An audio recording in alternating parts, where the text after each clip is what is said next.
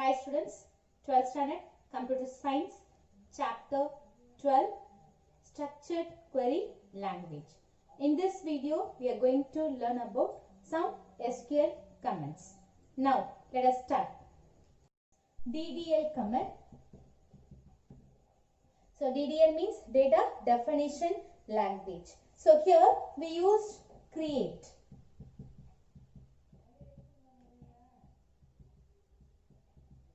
Create table command. So, this command is used to create a table. And when a table is created, its columns are named, data types and size are to be specified. So, each table must have at least one column. So, the syntax of create command is create table. So, after that we used table name and then column name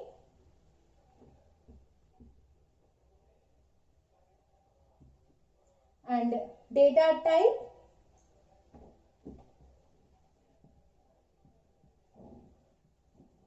size.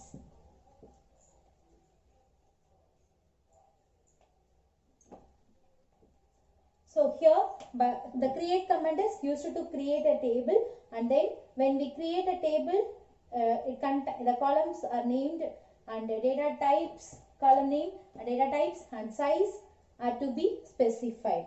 So now let us use the above syntax to store some information about the students of a class in a database. So for this, you first need to create a table. So to create a student table, let us take some information related to the students like admission number, and then which we can use it in short form, that is a admin number, and then name of the student, name and gender, age, etc.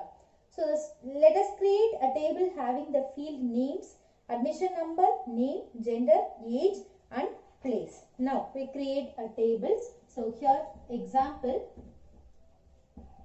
create table. So here the table name is student and we give admission number, that is the data type is integer and the name. So name is always string, that is characters. So here we mention the size of the name, and next gender.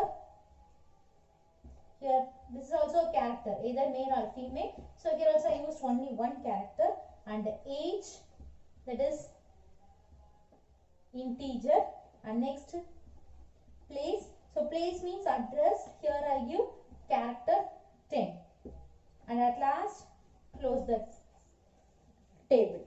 So here the above one is the example for simple table structure without any restrictions. So you can also set constraints to limit the type of data that can go into the field of the tables.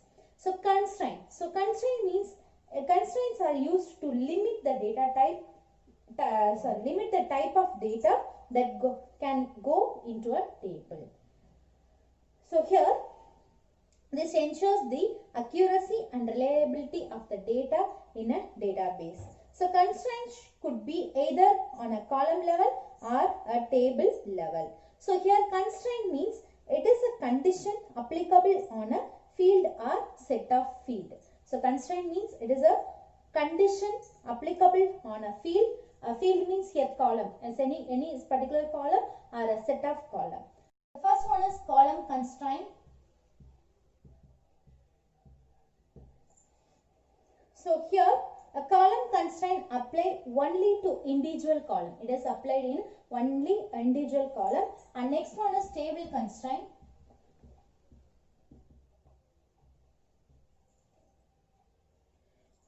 So here the table constraint applied to group of one or more columns. So the first one, column constraint, means it is applicable only to individual column, and next one is group of one or more column. Now let us see the syntax to create a table with constraint.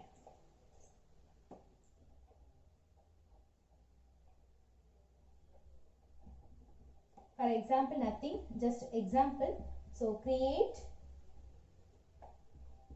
table student, and this table will give admission number, that is integer.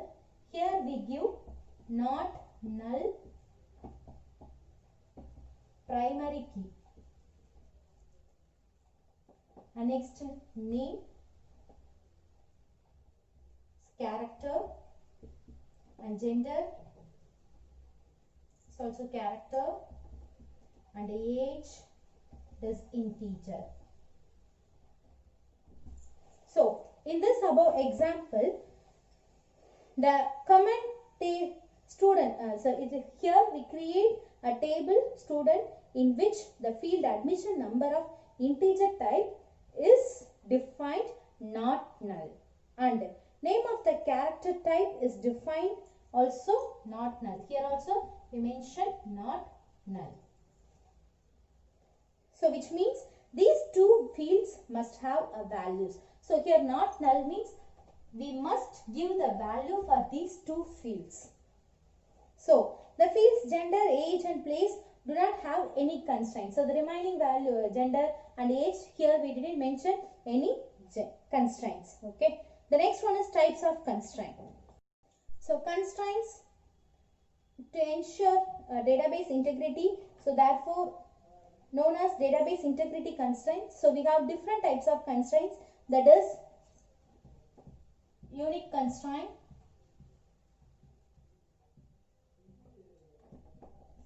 and primary key constraint,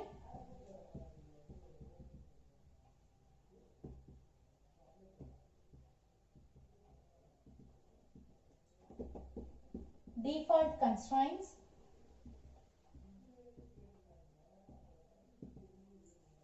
and last one check constraints.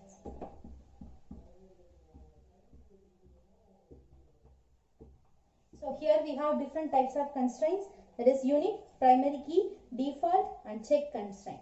Now let us discuss one by one. So the first one is unique constraint. So here this constraint ensures that no two rows have the same value. So here no two rows have same values, that is unique constraint.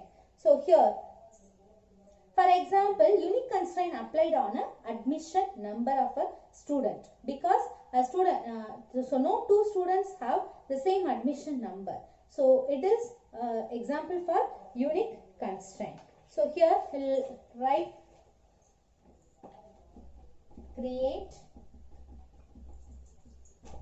table student, after that admission number integer, then as usual we need to mention not null, so it must have value, and then here we mention unique. So unique means it is an example for unique constraint.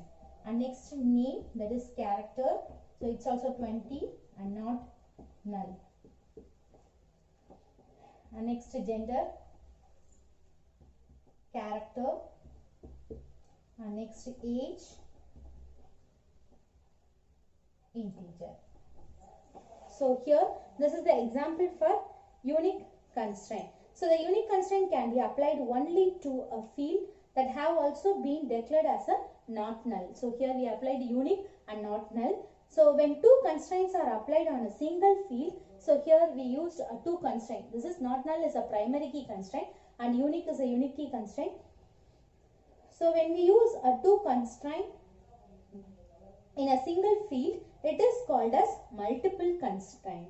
And in the above multiple constraint, the not null and unique are applied on a single field, that is admission number. So the constraints are separated by the space. At the end of the field definition, a comma is added. So here we use a space, and at the end of the constraint we use separated as a comma.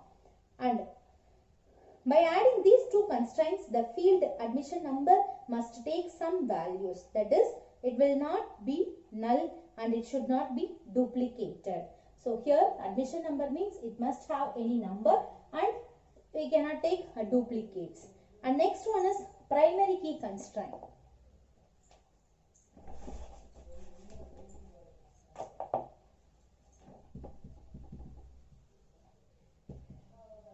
So the next primary key constraint, here this constraint here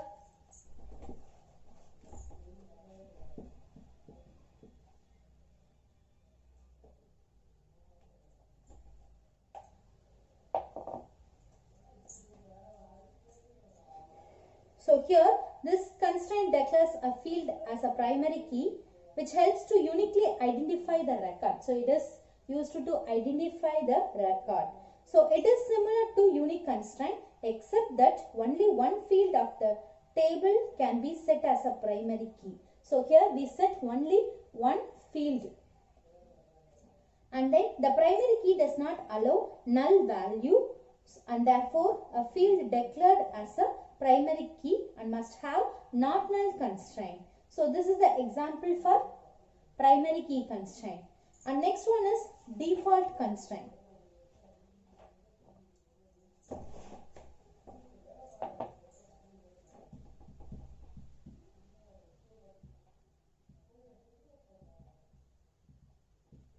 So the next one is default constraint. So here the default constraint is used to assign a default value. So it is used to assign the default value for the field. So when no value is given for the specific field having a default constraint, automatically by the default value will be assigned to that field. So if no value is mentioned, automatically it assigns the default value. For example, now let us take that here age integer, after that default, here we give the age, that is 17. So it is a default constraint. So in this example the age field is assigned the default value 17. So therefore when no value is entered in age by the user, automatically it assigns the value 17. So it is default constraint. And next one is check constraint.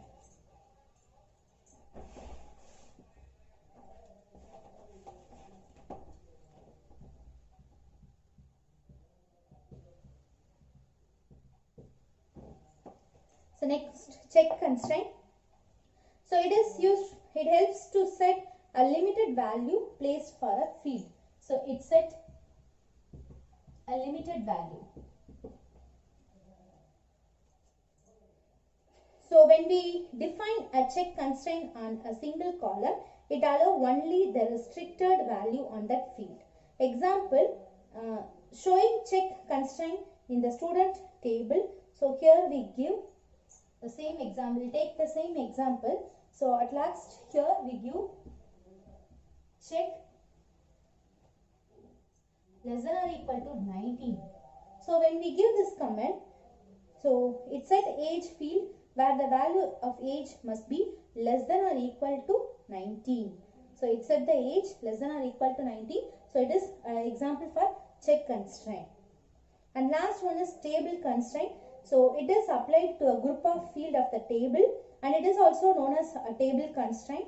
So the table constraint is normally given to at the end of the table definition. Now let us take a new table, that is student admission number. We'll use more fields in that table.